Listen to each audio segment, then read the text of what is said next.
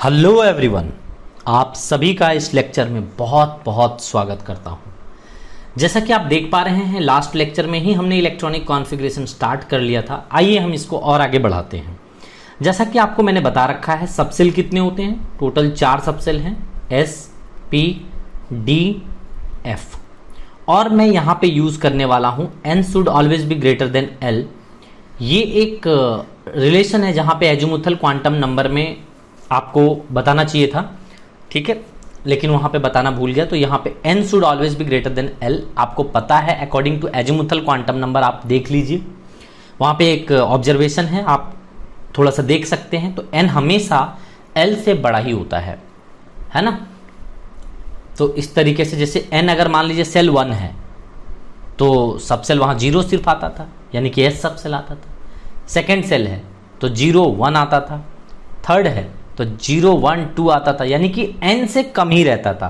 तो n is greater than l, ये चीज पता होना चाहिए। अब चलिए S, P, D, F का यूज करके हम यहां पे लिख लेते हैं। सो पहले मैं लिखूंगा S से, तो 1s, 2s, 3s, 4s, 5s, 6s, 7s। तो इस तरीके से हमने यहां पे लिख दिया 7। अब क्या करना है आपको? P के लिए लिखना है। तो क्या आप देखिए कि 1P पॉसिबल है?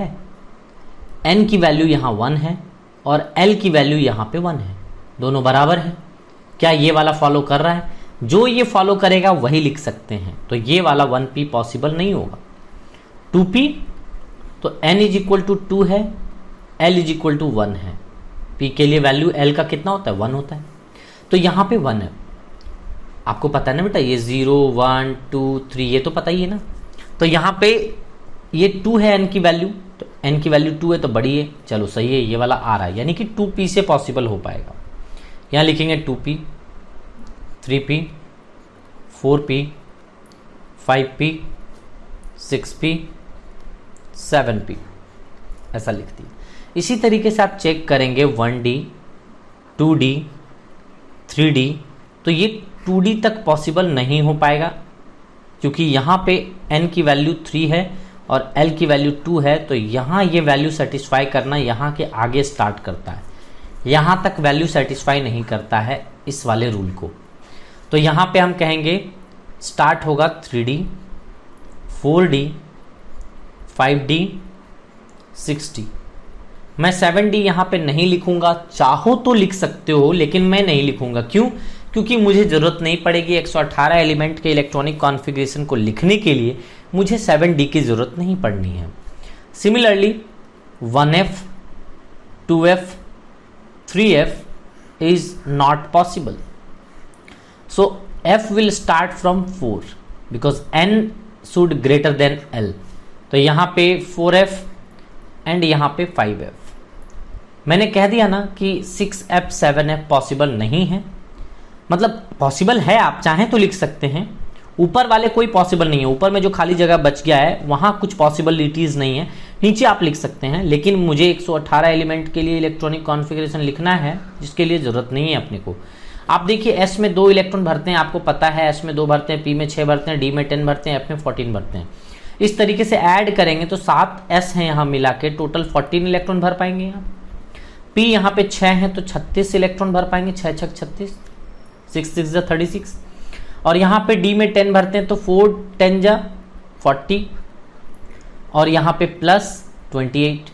इनको ऐड करेंगे तो 118 हो जाएगा।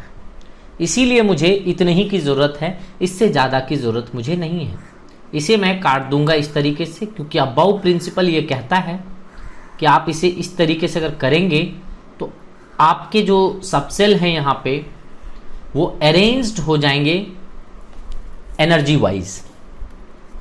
आप क्या करिए कि कभी भी एरो से एरो टकराना नहीं चाहिए, क्योंकि आप यहाँ पढ़ाई करने आए हो। ये सभी एरो बना दें इस तरीके से, एरो से एरो लेकिन टकराना नहीं चाहिए। आप पढ़ाई करने आए हो, आप स्टूडेंट हो, तो एरो को घुमा दें। कैसे? ये एरो से एरो आप यहां से जर्नी स्टार्ट करिए और जर्नी आपको खत्म करना है इस जगह पर, यहां पे, ठीक है। तो ये चलते चले जाना है रास्ते पे। तो देखो ये एरो से एरो टकराना नहीं चाहिए, तो क्या करोगे, एरो को अच्छे तरीके से घुमा दीजिए। ऐसा घुमा तो सकते हो, नहीं टकराना है तो भैया घुमा दो एरो को, चलो घुमा दिया। इसी तरीके से सिमिलरली कोई भी एरो से एरो ना टकराए, इस चीज का ख्याल रहे। तो आपको हमेशा एरो को इस तरीके से घुमा देना है जैसा मैं घुमा पा रहा हूं। तो आप अपने आप देखेंगे कि ये जितने भी सबसेल्स हैं वो एनर्जी के बेसिस पे ऑलरेडी अरेंज हो चुके हैं। अगर आप इस तरीके से अरेंज करने की कोशिश करेंगे तो ऑलरेडी ये सेल वाइज अरेंज हो चुका है। सो आपको करना क्या है कि अब आप जहां से मैंने कहा था कि जर्नी स्टार्ट करना, वहां से जर्नी आप स्टार्ट कर लीजिए।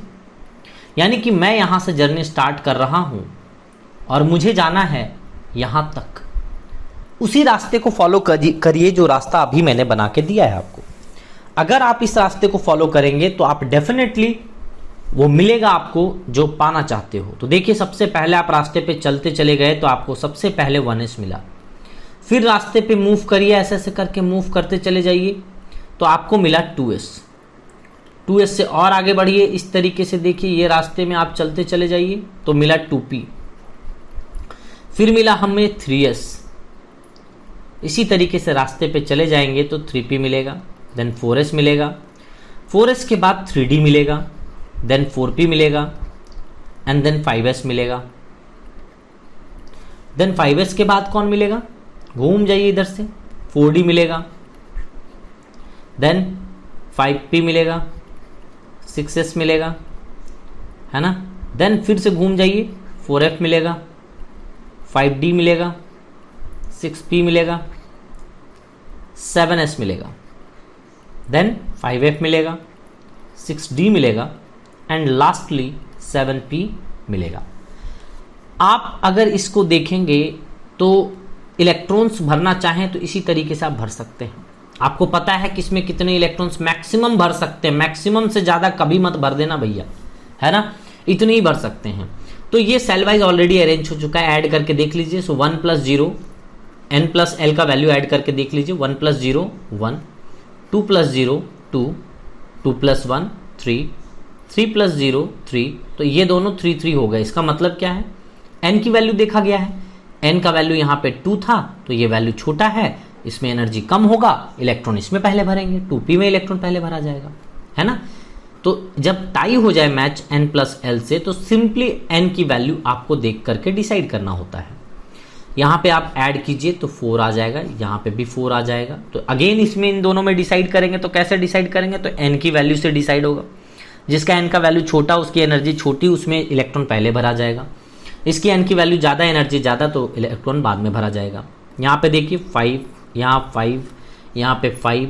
तो इस तरीके से आप अरेंज करते चले जाइए तो आपको समझ में आ जाएगा कि ये एक्चुअल में ऑलरेडी अरेंज हो चुका है अबव प्रिंसिपल के अकॉर्डिंग, जो कि आपको बिल्कुल ही टेंशन लेने की बात नहीं है। इसी तरीके से आप आगे चलते चलते अरेंज कर सकते हैं। ये पूरी तरीके से अरेंज हो गया। तो मैं कहूँगा कि कम से कम आपको 30 तक याद रखना चाहिए, यानी कि 30 आपका हो जाता है 3D 10 में। मतलब मिनिमम आपको इतना तो कंठस्थ याद होना चाहिए, अच्छे तरीके से याद होना चाहिए। 1s2 2s2 2p6 3s2 3p6 4s2 3d 10, कम से कम मिनिमम इतना याद होना चाहिए। लेकिन इसको प्रैक्टिस करते हैं, चलिए कैसे कर सकते हैं देखते हैं। इलेक्ट्रॉनिक कॉन्फ़िगरेशन लिखने की कोशिश करते हैं। हमें एक फार्मूला पता है, एक रिलेशन पता है, Z = P = E, अर्थात Z मतलब एटॉमिक नंबर। जितना एटॉमिक नंबर होगा उतने ही प्रोटॉन्स होंगे और उतने ही इलेक्ट्रॉन्स होंगे। लेकिन कंडीशन है कि ये सिर्फ और सिर्फ न्यूट्रल एटम के लिए ही वैलिड है, न्यूट्रल एटम के लिए ही वैलिड है।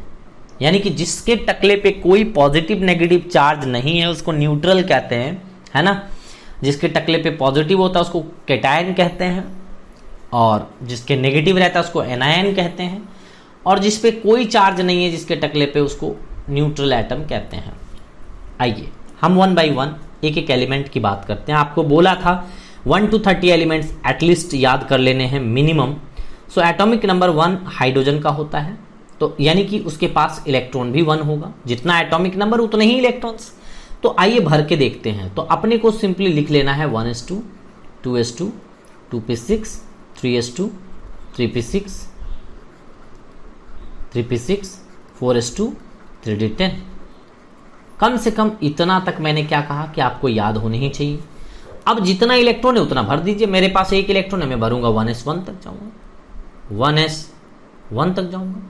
ये देख लो 1s2 था यहाँ पे, तो 2 रहेगा तो 2 भर देते। तो देखिए सेकेंड एटॉमिक नंबर 2, तो सेकेंड एटॉमिक नंबर 2 मतलब हीलियम। तो 2 एटॉमिक नंबर मतलब 2 इलेक्ट्रॉन है आपके पास इस फार्मूले के अकॉर्डिंग। जितना एटॉमिक नंबर उतना ही प्रोटॉन उतना इलेक्ट्रॉन, तो 2 इलेक्ट्रॉन है। तो 2 इलेक्ट्रॉन को कैसे भरोगे 1s2। इसका अगर फोटो बनाओगे तो ये हो जाएगा आपका न्यूक्लियस, और ये पहला सेल, पहले सेल में 2 इलेक्ट्रॉन, तो 1 इलेक्ट्रॉन यहाँ पे था, और यहाँ पे पहला सेल में इस तरीके से 2 इलेक्ट्रॉन, एक यहाँ और एक यहाँ, हो गया खत्म। ज़्यादा टेंशन नहीं लेना। थर्ड में लिथियम कैसे करेंगे, ये हो जाएगा आपका 1s2, देन हो जाएगा यहाँ पे 2s1। अब आप देखिए सेल वाइज अरेंज करते चलिए। ये फर्स्ट सेल है, ये सेकंड सेल है, तो यहाँ पे के सेल इसी को बोलते हैं बेटा। फर्स्ट सेल को ही क्या बोलते हैं, के सेल। के सेल में कितना इलेक्ट्रॉन 2, एल सेल में कितना हो गया 1। इसका अगर फोटो बनाएंगे तो कैसा बनाएंगे, nucleus, first shell, second shell. First shell में कितने इलेक्ट्रॉन 2 इलेक्ट्रॉन ऐसा, सेकंड सेल में 1 इलेक्ट्रॉन ऐसा, हो गया। इसी तरीके से 4 के लिए बात करते हैं। जैसे बेरिलियम आ गया, तो बेरिलियम के लिए क्या बोलोगे 1s2, 2s2। देखो यहाँ बढ़ते जा रहे हैं, इसी ऑर्डर में बढ़ रहा हूं मैं। तो यहाँ पे k इज इक्वल टू कितना लिखोगे 2, और l इज इक्वल टू कितना लिखोगे 2। तो यहाँ पे इसी तरीके से इलेक्ट्रॉन भर दोगे। फोटो बनाना आसान हो गया क्योंकि आपको k एलिमेंट करके दे रहा हूं ना, तो कोई दिक्कत नहीं होगी। 5 के लिए क्या करोगे, बोरोन। तो यहाँ पे लिखो लो 1s2, 2s2, 2p1। तो क्या हो जाएगा ये, यहाँ पे देखिए सेल वाइज अरेंज कीजिए। ये पूरा 1 वाला हो गया, ये 1। देखो बेटा पढ़ने आना चाहिए आपको। 1s1 है अगर, तो कैसे पढ़ेंगे, ये जो आपको लेफ्ट साइड में दिखता है ये आपका सेल है, और सेल को ही दूसरा नाम से क्या बोलते हैं, दैट इज ऑर्बिट। तो ये फर्स्ट सेल है, और ये वाला जो आपको sp-df यहां दिखता है दैट इज सबसेल। ये क्या होता है बेटा, सबसेल। और ये टकले में जो यहां पे दिख रहा है ये इसको इलेक्ट्रॉन से दिखाते हैं, ये इलेक्ट्रॉन भर रहे हैं, बस करना कुछ नहीं है। तो देख लीजिए ये पूरा का पूरा सेकंड सेल है कि नहीं, ये भी 2 है, ये भी 2 है, तो सेकंड सेल पूरा है, ये वाला सेकंड सेल है। तो ये हो गया k इज इक्वल टू 2 और l इज इक्वल टू हो गया 3। ये हो गया न्यूक्लियस, ये हो गया पहला सेल, ये हो गया दूसरा सेल। यहाँ पे पहले सेल में 2 इलेक्ट्रॉन ऐसे भर दीजिए, दूसरे सेल में 3 इलेक्ट्रॉन, 1 2 3, देख लीजिए। इसी तरीके से भर दीजिए यहाँ पे 6 के लिए। तो 6 के लिए कार्बन यहाँ पे हो जाएगा कितना 1s2, 2s2, 2p कितना 2। फर्स्ट सेल, सेकेंड सेल पूरा। तो k इज इक्वल टू कितना हो गया, बोलो 2। l का वैल्यू कितना हो गया यहाँ पे 4। बस इस तरीके से अरेंज कर दीजिए। मान लीजिए आपको 11 दे दिया गया है ना, ऐसे भरते चले जाएंगे तो 11 दे दिया गया, दैट इज सोडियम। सोडियम का कैसे लिखेंगे 1s2, 2s2, 2p6, 3s1। देखिए पहला सेल, ये पूरा दूसरा सेल, ये तीसरा shell. k is equal to कितना हो गया 2, l का वैल्यू 8, KLM, m का वैल्यू 1। ऐसे आप अरेंज कर लीजिए, पहला न्यूक्लियस, पहला सेल, दूसरा सेल एंड तीसरा सेल। इलेक्ट्रॉन भर लीजिए, पहले में 2 इलेक्ट्रॉन भरने हैं और दूसरे में 8, 1 2 3 4 5 6 7 8 एंड देन यहाँ पे 1 हो गया। तो बड़ा इजी है इलेक्ट्रॉनिक कॉन्फ़िगरेशन लिखना बेटा, बिल्कुल ही आसान है। जैसे मान लीजिए आपको लिखना था क्लोरीन का, सपोज करिए, है ना मान लीजिए मैं इसको मिटा देता हूं थोड़ा सा। आपको लिखना है सपोज करिए क्लोरीन का, तो कैसे लिखेंगे, यहां पे मैंने लिख दिया क्लोरीन। अब मैंने एटॉमिक नंबर 17 मेरे को पता है कि 17 एटॉमिक नंबर होता है, तो मैं लिखूंगा अगर, तो यहां से देख लो काउंट कर सकते हो, 2 इलेक्ट्रॉन, 4 इलेक्ट्रॉन, 10 इलेक्ट्रॉन, 12 इलेक्ट्रॉन, और यहां पे 12 और 5 17, यानी कि 3p5 तक लिखना पड़ेगा। तो मैं क्या करता हूं, यहां पे लिख देता हूं 1s2, 2s2, 2p6, 3s2, 3p6, है ना। इसी तरीके से आप, सॉरी 3p6 नहीं होगा बेटा, 3p5 होगा। काउंट करके देखिए 17 होना चाहिए, ज्यादा आपको नहीं भरना है, 3p5 तक भरेंगे, फर्स्ट, सेकेंड एंड थर्ड, है ना।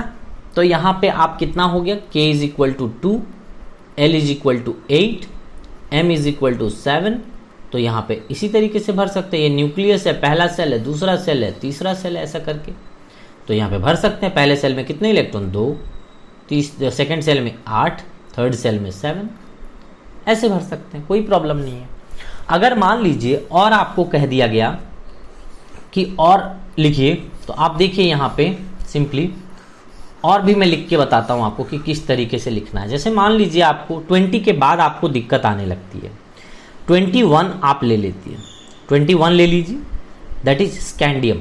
जब आप स्कैंडियम की इलेक्ट्रॉनिक कॉन्फ़िगरेशन लिखेंगे तो काउंटिंग करेंगे यहाँ से, तो 2, 4, 10, 12, 18, 2, 20 और 1, 21, यानी कि 3D1 तक हमको आना है। लिख लेते हैं 1s2, 2s2, 2p6, 3s2, 3p6, 4s2, 3d1, है ना। तो यहाँ पे लोगों का शिकायत होता है कि सर पहले तो 3 वाला भरना चाहिए। नहीं बेटा, एनर्जी वाइज मैंने अरेंज करके आपको बता दिया है। अब ये रूल चेंज नहीं हो सकता। अबाउ रूल यही है, n+l एनर्जी के बेसिस पे कर दिया। हाँ, ये अलग बात है कि आपको इस तरीके से भी सेल वाइज अरेंज करके लिखना है तो आपको रीअरेंज कर लेना पड़ेगा, कोई ज़्यादा टेंशन वाली बात नहीं है। जैसे देखो, पहला सेल तो आप कर पा रहे हो, दूसरा सेल भी कर पा रहे हो, तीसरा सेल सारा एक जगह नहीं आ पा रहा है, फोर्थ बीच में आ जा रहा है, देन थर्ड आ जा रहा है। तो है तो ये भी सही है, लेकिन हमें इस तरीके से कैसे लिख पाएंगे, क्या कि पूरा थर्ड सेल एक ही जगह लिखना पड़ेगा ना। तो हम क्या करते हैं, इसको सेल वाइज अरेंज कर लेते हैं। कैसा बेटा, सेल वाइज अरेंज कर लेते हैं। तो सेल वाइज कैसे करेंगे, ये हो जाएगा 1s2, 2s2, 2p6, 3s2, 3p6। हम इसे अरेंज कर रहे हैं, बस कुछ चेंज नहीं कर रहे बेटा, बस अरेंज कर रहे हैं और कुछ भी नहीं है। ये 3d1 और ये 4s2, हालांकि सही दोनों हैं, कोई चेंज नहीं है, बस हमने रीअरेंज करा है। जस्ट मैं इसलिए रीअरेंज करा हूं ताकि हम KLMN अगर पूछा जाए मेरे से कि कौन से सेल में कितने इलेक्ट्रॉन हैं, तो मैं आसानी से बता सकूं कि पहले सेल में यहाँ पे देख लीजिए, पहला सेल है ये, तो 2 इलेक्ट्रॉन है। ये कंप्लीट दूसरा सेल है, तो यहाँ पे हम बोलेंगे कि L इज इक्वल टू 8 है। ये कंप्लीट तीसरा सेल है, देखो थर्ड तीसरा सेल, तो तीसरा सेल है, तो यहाँ पे M इज इक्वल टू कितना हो जाएगा, 9, and N is equal to कितना हो जाएगा, KLMN, N is equal to 2। तो बहुत बच्चे यहाँ देख करके डर गए होंगे कि सर तो लिखाते हैं सर 2, 8, 8 करके। नहीं, यहाँ पे बेटा 20 तक ही आपके सिलेबस में होता है, इसीलिए आपको दिक्कत नहीं आती है। 21 से आपको ये सेल वाइज अरेंज करके लिखना हैबिट में डाल लीजिए, ज़्यादा बेहतर होगा। हालांकि ये अबाउ प्रिंसिपल के अकॉर्डिंग सही है, बट ये सेल वाइज सही है ना। तो सेल वाइज अरेंज करना बहुत ज़रूरी होता है ना। इसी तरीके से एक और लिख करके चलिए देखते हैं, और वो निकेल का हम लिख लेते हैं। निकेल का लिख करके देख लेते हैं। एटॉमिक नंबर 28 होता है निकेल का।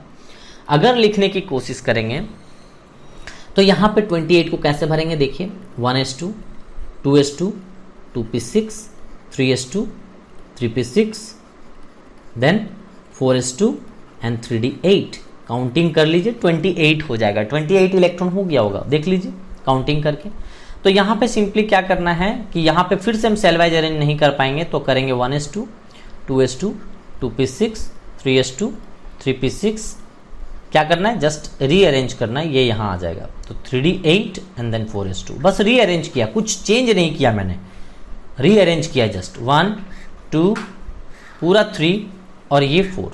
तो K सेल में कितना इलेक्ट्रॉन हो गया बताइए, 2, L में 8, N में यहाँ पे 8 हो गया ना, 8, और N सेल में कितना हो गया देख लीजिए, KLM सेल हो जाएगा ये। M सेल में कितना हो गया, 10, 8, 18, 8, 8, 16 इलेक्ट्रॉन, एंड यहाँ पे कितना हो जाएगा बेटा, 2 हो गया ना।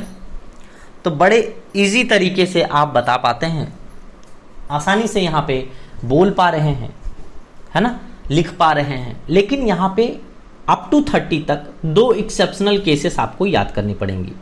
वो 2 एक्सेप्शनल केसेस क्या हैं सर, थोड़ा बता दीजिए। बिल्कुल बता दूंगा। अप टू 30 तक, और आपको उतना ही दिमाग में रखना बेटा, अप टू 30 तक 2 ही एक्सेप्शनल केस हैं, है ना। वो है क्रोमियम एंड कॉपर।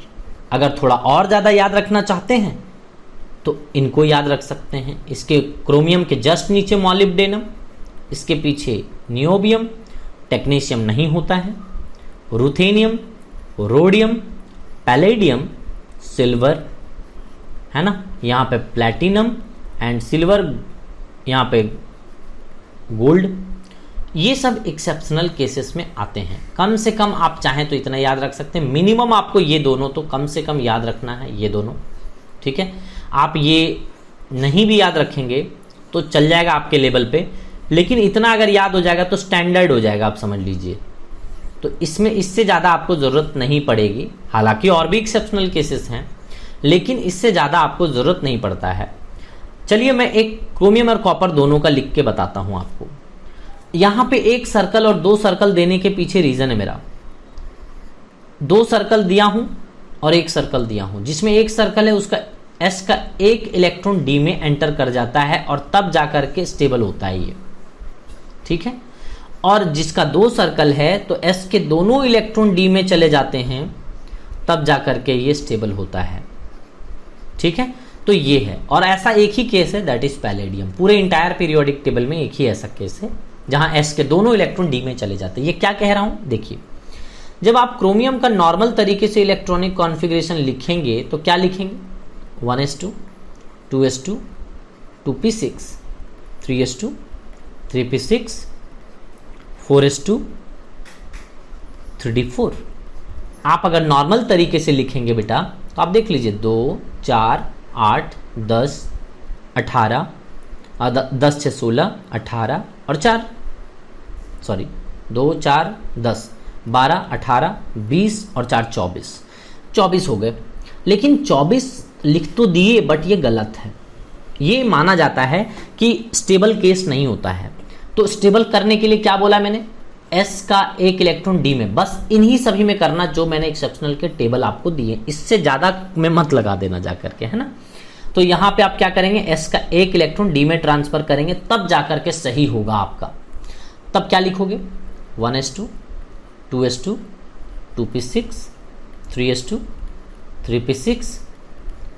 इसको सेलवाइज भी अरेंज कर देते हैं, एक इलेक्ट्रॉन ट्रांसफर करके। इलेक्ट्रॉन ट्रांसफर करेंगे तो 3d5 हो जाएगा। मैं यहाँ पे लिख ही देता हूँ इसको, क्योंकि नेक्स्ट स्टेप में सेलवाइज अरेंज करने से बेहतर है यहीं कर लेता हूँ।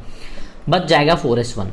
अब ये आपका सेलवाइज भी हो गया और हमने सही इलेक्ट्रॉनिक कॉन्फ़िगरेशन भी लिख लिया, है ना, रीअरेंज कर दिया। तो देख लीजिए, ये करेक्ट इलेक्ट्रॉनिक कॉन्फ़िगरेशन है, दिस वन इज करेक्ट। और ऊपर वाला अगर आप लिखेंगे तो गलत हो जाएगा, राइट। तो यहाँ पे k इज इक्वल टू कितना हो जाएगा, 2। ये बेटा एक्सेप्शनल केस है, एक्सेप्शनल केस। एक्सेप्शनल केस उसको कहते हैं जो नॉर्मल वाले बिहेवियर को फॉलो नहीं करता है। तो ये नॉर्मल बिहेवियर को कहाँ फॉलो कर रहा है, ये 8 हो जाएगा। m सेल में कितना हो जाएगा, 8 5 13 हो जाएगा, और ये n सेल में 1 हो जाएगा। तो आपको k एलिमेंट सेल में इलेक्ट्रॉन्स पूछे जा सकते हैं कि कौन से सेल में कितने इलेक्ट्रॉन्स है, इजीली जवाब आप दे सकते हैं, आई थिंक सो। तो ये था इलेक्ट्रॉनिक कॉन्फ़िगरेशन के बारे में, हमने बड़े डिटेल में बताया आपको। चलिए अब हम इसी तरीके से कॉपर की बात कर लेते हैं। तो कॉपर की क्या हो जाएगी देखते हैं थोड़ा सा। आप कॉपर का जब लिखेंगे तो आप पाएंगे, चलिए लास्ट आप मैं लिख देता हूँ इलेक्ट्रॉनिक कॉन्फ़िगरेशन 29 का कॉपर का। तो आप देखेंगे कि ये हो जाएगा आपको 1s2, 2s2, 2p6, 3s2, 3p6, 4s2, 3d9। आप अगर इस तरीके से नॉर्मल तरीके से लिख दोगे तो ये गलत है बेटा, ये क्या है, गलत है। तो कैसे लिखना है सर, तो आपको लिखना है करेक्ट वाला, S का 1 इलेक्ट्रॉन D में डाल करके। तो बार बार गलत लिखने की जरूरत नहीं है, मैं दिखाने के लिए आपको लिख दे रहा हूँ। सो 1s2, 2s2 डायरेक्ट आप सही लिखिए, है ना, 2p6, 3s2, 3p6, then 3d10 इधर ले आइए और 4s1। मैं जान के रीअरेंज कर दिया ताकि हम सेल वाइज अरेंज कर पाए। देखिए, सारे 1 वाले एक जगह, सारे 2 वाले एक जगह, सारे 3 वाले एक जगह, सारे 4 वाले एक जगह। तो ये L इज इक्वल टू कितना हो गया, 8, M इज इक्वल टू कितना हो गया, 18, और N इज इक्वल टू कितना हो गया, 1। तो ये बहुत आसान है बेटा इलेक्ट्रॉनिक कॉन्फ़िगरेशन लिखना, नॉट अ बिग डील, ये बहुत इजी है। अब जो छोटे मोटे टर्मिनोलॉजी बच गए, इलेक्ट्रॉनिक कॉन्फ़िगरेशन तो मैंने बता दिया। अब आपको यहाँ पे हर एक इलेक्ट्रॉनिक कॉन्फ़िगरेशन में मैंने आउटर मोस्ट सेल देख लो बेटा, ये आउटर मोस्ट सेल है। अगर सेल वाइज आप अरेंज करते हैं तो आपको फायदा हो जाता है यहाँ पे कि सेल वाइज अरेंज करने से यहाँ फायदा ये हो जा रहा है कि आपको आउटर मोस्ट सेल मिल जा रहा है। देखिए ये आउटर मोस्ट सेल है, नहीं तो नॉर्मल तरीके से आप क्या बोलते कि सर आउटर ये है ना, ये आउटर नहीं होगा, है ना। ये सेल वाइज अरेंज करने के बाद, क्योंकि देखो ना बेटा ऐसे आपको मेनली तो ऐसे करना है ना, first shell, second shell, third shell, fourth shell, ऐसा ना। तो पहले, दूसरे, तीसरे, फोर्थ, तो ये वाला आउटर मोस्ट होता है, तो फोर्थ वाला आउटर मोस्ट है यहाँ पे। तो इसी को कहते हैं बेटा आउटर मोस्ट सेल को, this is outermost shell, और इसी आउटर मोस्ट सेल को हम कहते हैं वैलेंस सेल, वैलेंस सेल। और वैलेंस सेल में जो इलेक्ट्रॉन्स रहते हैं उसको हम कहते हैं वैलेंस इलेक्ट्रॉन। एंड कितना है वैलेंस इलेक्ट्रॉन यहाँ पे? 1 है। इसी तरीके से आपको किसी के लिए भी पूछा जा सकता है, कोई भी किसी का भी वैलेंस सेल, वैलेंस इलेक्ट्रॉन पूछा जा सकता है, तो आप बता सकेंगे, कोई प्रॉब्लम नहीं होनी चाहिए आपको, है ना। तो अगर वैलेंस इलेक्ट्रॉन किसी से भी पूछा जा, हो सकता है आपको कह दे कि फास्फोरस का वैलेंस इलेक्ट्रॉन बताइए, तो आप क्या करेंगे? फास्फोरस का वैलेंस इलेक्ट्रॉन आपसे पूछ लिया जाए तो फास्फोरस का फट से लिख लेना। यहाँ पे एटॉमिक नंबर 15 होता है, तो यहाँ पे लिख दोगे 1s2, 2s2, 2p6, 3s2 और 3p3। तो आपको लगेगा कि ये आउटर मोस्ट सेल है सिर्फ, नहीं, ये पूरा आउटर मोस्ट है बेटा। ये 3 देख रहे हो, 3 इसमें भी है, 3 इसमें भी है ना। तो ये पूरा का पूरा आउटर मोस्ट सेल आ जाएगा। आप देख लीजिए, फर्स्ट सेल पूरा, सेकंड सेल पूरा, ये थर्ड सेल, तो आउटर मोस्ट यही हुआ। तो वैलेंस सेल यही हो गया, वैलेंस सेल यही हो गया। तो वैलेंस इलेक्ट्रॉन कितना हो जाएगा इसका? वैलेंस इलेक्ट्रॉन 5 हो जाएगा टोटल, 3 + 2, ये पूरा 5 हो गया। तो बड़ा ही आसान होता है, सेल वाइज अरेंज करने से आपको बहुत फायदे होते हैं, जो कि धीरे धीरे आपको समझ में आएगा आगे चलते चलते। ये हमारा इलेक्ट्रॉनिक कॉन्फ़िगरेशन का पार्ट था, जो कि खत्म होगा पूरा इलेक्ट्रॉनिक कॉन्फ़िगरेशन। इसके कुछ एप्लीकेशंस हैं, क्या क्या हम कर सकते हैं, आइए आगे के लेक्चर में हम देखने की कोशिश करते हैं। So thank you everyone.